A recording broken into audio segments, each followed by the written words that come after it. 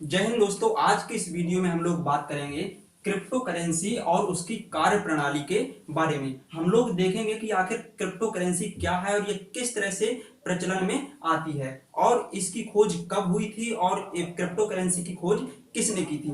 तो इन सभी चीजों के बारे में हम लोग बात करेंगे और इसके अलावा देखेंगे कि क्रिप्टो करेंसी के लाभ क्या हैं और इससे नुकसान क्या है। तो इसको चलो शुरू करते हैं। बहुत ही डीपली हम लोग समझने की कोशिश करेंगे, तो बने रहिए हमारे साथ। चलिए वीडियो को शुरू करते हैं। देखिए, क्रिप्टो करेंसी जो है एक प्रकार की सांकेतिक मुद्रा होती है। क्या होती है? एक प्रकार की सांकेतिक मुद्रा, या फिर इसको हम आभासी मुद्रा भी बोल सकते हैं। जैसे कुछ क्रिप्टो करेंसी का नाम है बिटकॉइन। जैसे आप लोगों ने सुना होगा बिटकॉइन, तो बिटकॉइन क्या है? एक प्रकार की क्रिप्टो करेंसी है। इसी तरह से और भी ढेर सारी क्रिप्टो करेंसी हैं जो कि फेमस है। उनमें से एक और है प्राइम कॉइन। ठीक है, तो प्राइम कॉइन और बिटकॉइन ये एक प्रकार की क्या है? ये क्रिप्टो करेंसी है। और क्रिप्टो करेंसी क्या है? एक प्रकार की सांकेतिक मुद्रा होती है, यानी कि आभासी मुद्रा होती है। इसको हम इस तरह से समझने की कोशिश करेंगे। जैसे भारत सरकार की जो आधिकारिक मुद्रा है उसका नाम क्या है? रुपया।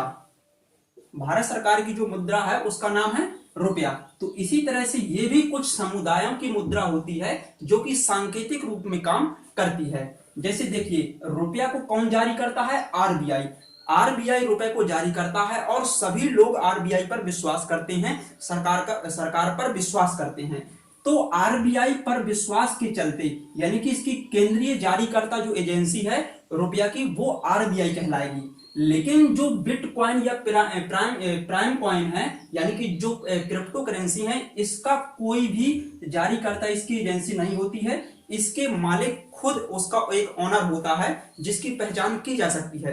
तो इस तरह से ये बिटकॉइन मुद्रा से अलग होती है। देखिए, जैसे हम रुपए का प्रयोग करते हैं तो इसमें हम लोग कैश देते हैं, लेकिन जो क्रिप्टो करेंसी में जो हम बिटकॉइन या फिर प्राइम कॉइन का प्रयोग करते हैं, इसमें कैश नहीं दिया जाता है। इसमें एक तरह से कंप्यूटरीकृत भुगतान किया जाता है। अभी आप लोगों को हम बताएंगे कि जिस तरह से हम फोन पे यूज करते हैं या गूगल पे या फिर इसके अलावा जो पेटीएम, वो बिटकॉइन या क्रिप्टो करेंसी नहीं कहलाती है। क्रिप्टो करेंसी एक अलग ही प्रणाली है, उसको हम समझने की कोशिश कर रहे हैं। देखिए, यहां पर समझ लीजिए कि देखिए, जो अन्य वर्तमान में अभी भुगतान प्रणालियां हैं, वर्तमान में कौन कौन सी भुगतान प्रणालियां प्रचलित हैं, उनके बारे में हम लोग जानकारी लेने की कोशिश करते हैं। देखिए, सबसे पहली तो है कैश।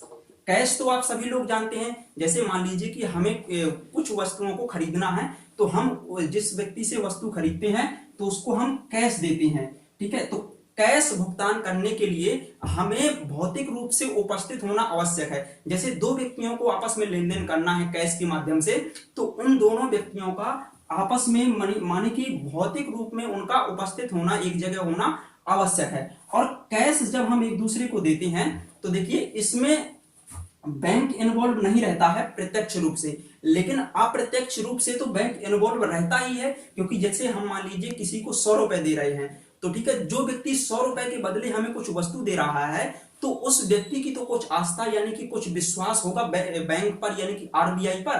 क्योंकि जो कैश जारी करता है, कौन जारी करता है, यानी कि रुपए कौन जारी करता है? आरबीआई। तो मान लीजिए हमने किसी व्यक्ति को सामान दिया और उसके बदले में उसने हमें 100 का नोट दिया कागज का, तो हमारा विश्वास है कि हम ये कागज आरबीआई के पास लेकर जाएंगे तो वो इसको मान्यता प्रदान करेगा। तो जो कैश के जो भुगतान होता है कैश के माध्यम से, इसमें प्रत्यक्ष रूप से बैंक इन्वॉल्व नहीं रहता है, लेकिन अप्रत्यक्ष रूप से बैंक इन्वॉल्व इसमें रहता है। तो इसको आप लोग समझ लीजिए। देखिए, दूसरी भुगतान प्रणाली प्रचलित है जो वर्तमान में, उसको हम लोग बोलते हैं डिजिटल पेमेंट, जिसको हम लोग बोलते हैं। देखिए, यहां पर एक इलेक्ट्रॉनिक भुगतान प्रणाली भी होती है, इलेक्ट्रॉनिक पेमेंट। लेकिन ये डिजिटल और इलेक्ट्रॉनिक दोनों में बहुत अंतर होता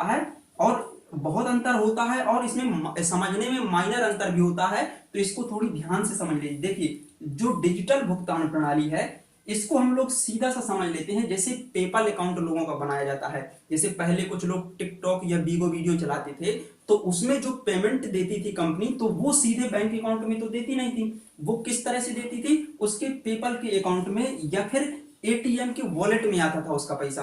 तो एटीएम का जो वॉलेट होता है, ठीक है, इसके अलावा जो पेपल होता है इसको हम लोग बोलेंगे डिजिटल भुगतान। इसमें देखिए बैंक इन्वॉल्व नहीं रहता है, इसमें केवल दो सोशल मीडिया के नेटवर्क इसमें इन्वॉल्व रहते हैं, जैसे पेटीएम वॉलेट। यहां पर देखिए पेटीएम में एक बात समझ लीजिए कि पेटीएम में बैंक अकाउंट भी रहता है, लेकिन ये इसको हम वॉलेट, ये बैंक अकाउंट नहीं है, ये एक पर्सनल वॉलेट होता है जो कि पेटीएम में रहता है। इसी तरह से और भी ढेर सारे सोशल मीडिया प्लेटफॉर्म है जहां पर वॉलेट रहते हैं। तो ये इसका बैंक से कोई कनेक्शन नहीं रहता है, हालांकि इसका जो पेमेंट होता है वो कुछ देर बाद बैंक में चला जाता है। जब बैंक में चला जाता है तो फिर वो बन जाता है क्या, उसको बोलेंगे इलेक्ट्रॉनिक भुगतान प्रणाली। देखिए लेकिन इसमें जो डिजिटल हम लोग भुगतान करते हैं उसमें एक चीज का खतरा रहता है। उसमें किसका खतरा रहता है? Double suspending problem.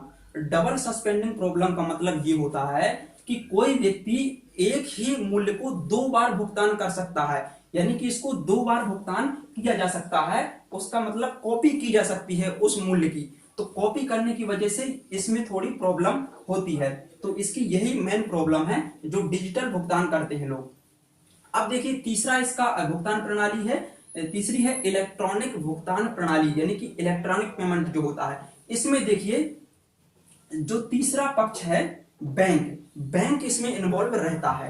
इसका इलेक्ट्रॉनिक पेमेंट का जो तीसरा पक्ष है उसमें बैंक रहता है। जैसे मान लीजिए कि हम किसी व्यक्ति को पैसे देना चाहते हैं इलेक्ट्रॉनिक भुगतान के माध्यम से, ठीक है, तो हम क्या करेंगे, जैसे मान लीजिए कि डेबिट कार्ड है हमारे पास, जो एटीएम कार्ड होता है, ठीक है, तो एटीएम के माध्यम से हम पेमेंट करते हैं तो पूरी जानकारी पहले वो हमारे एटीएम कार्ड की, हमारे अकाउंट की वो बैंक खोज करता है कि इसके अकाउंट में कितने पैसे हैं, तब हम इसको भुगतान करें।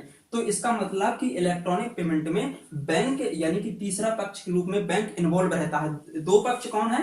एक हम जो पेमेंट कर रहे हैं और एक वो व्यक्ति जो पेमेंट ले रहा है, और तीसरा रहता है इसमें बैंक जो उसके दोनों के अकाउंट की जानकारी एकत्रित करता है।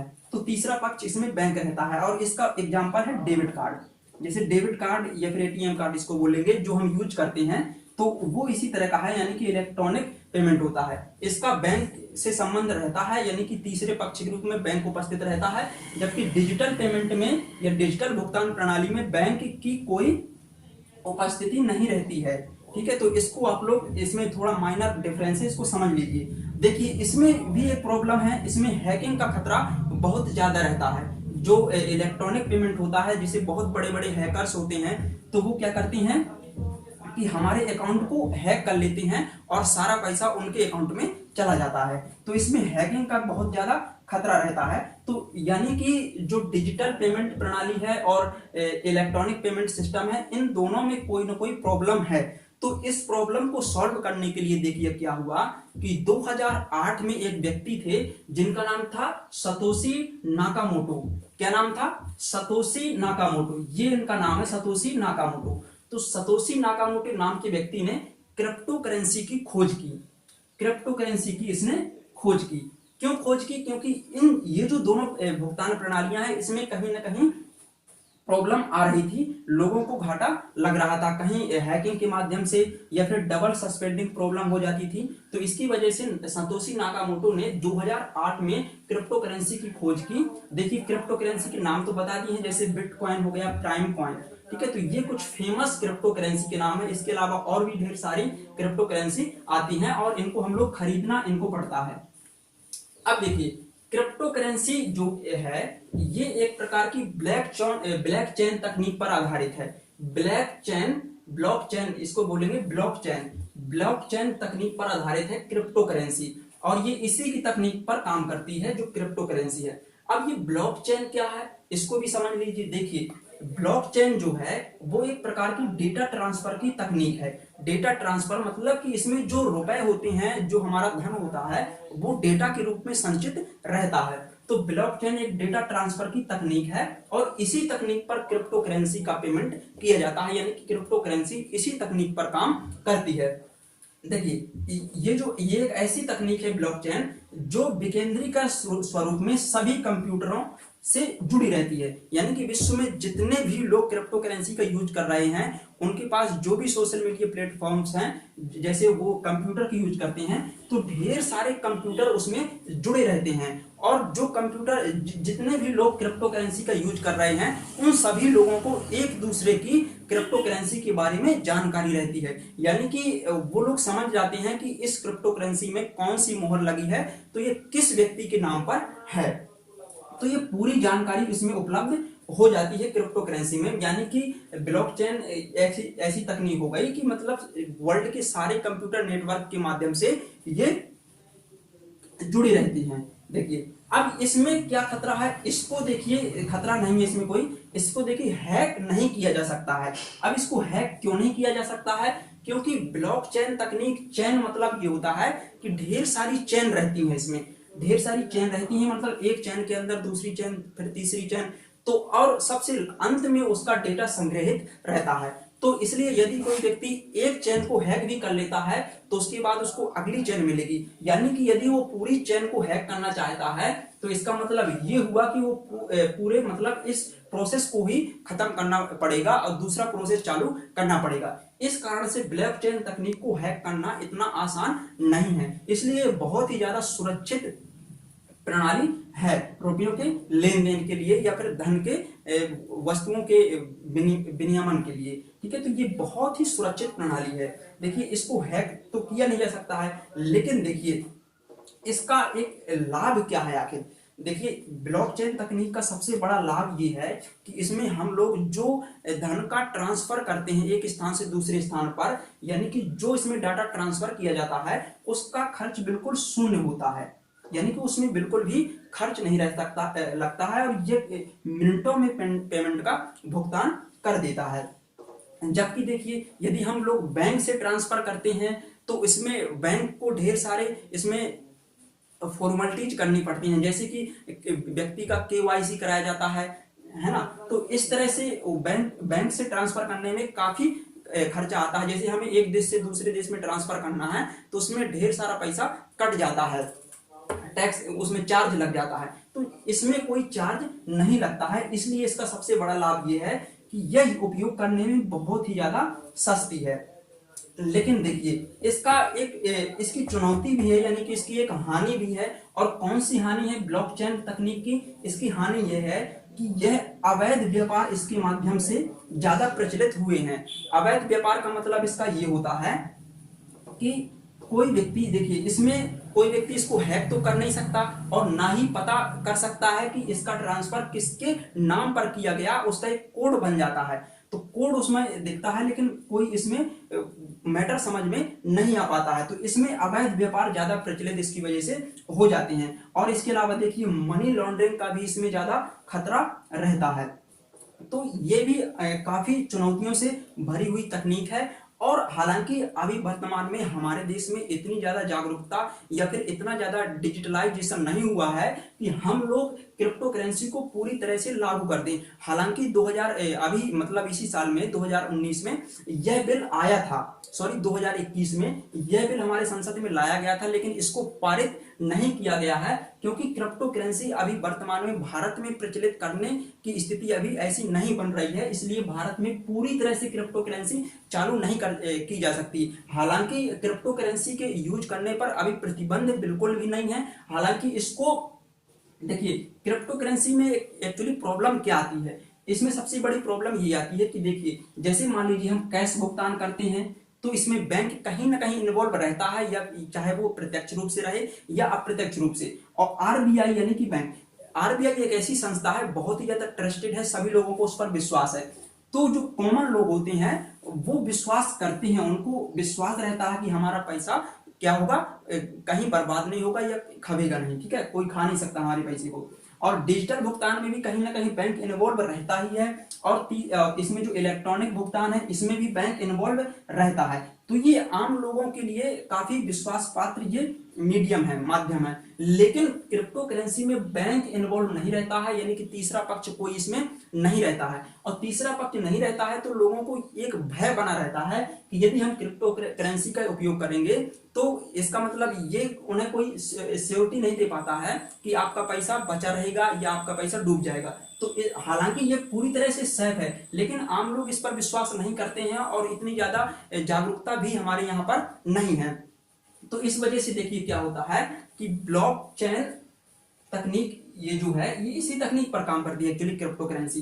तो इसका इतना ज्यादा भी भारत में प्रचलन नहीं हो सकता है। तो आशा करता हूं कि आपको ये वीडियो समझ में आया होगा। और देखिए क्रिप्टो करेंसी यहाँ से बहुत ही ज्यादा एग्जाम में क्वेश्चन पूछे जाते हैं, साइंस एंड टेक से भी यहाँ से क्वेश्चन पूछे जाते हैं, और इसके अलावा इकोनॉमी जो हमारी है इसमें जो बैंक टॉपिक आता है वहां से भी क्वेश्चन पूछे जाते हैं। तो इस तरह से यहाँ से कोई क्वेश्चन पूछा जा सकता है। तो इसको आप समझ लीजिए। देखिए क्रिप्टो करेंसी की खोज 2008 में सतोशी नाकामोटो ने की थी। भुगतान प्रणालियां कौन कौन सी हैं वर्तमान में जो प्रचलित है, वो 3 हैं, और चौथी ये होगी क्रिप्टो करेंसी जो कि अभी इतनी ज्यादा प्रचलित में नहीं है। तो इसको अभी आप लोग समझ चुके होंगे और आशा करता हूं कि आपको ये सभी चीजें समझ में आ चुकी होंगी। यदि कोई प्रॉब्लम हो तो आप लोग कमेंट बॉक्स में कमेंट कर सकते हैं, और जल्दी ही मिलते हैं किसी नेक्स्ट वीडियो के साथ में। तब तक के लिए जय हिंद।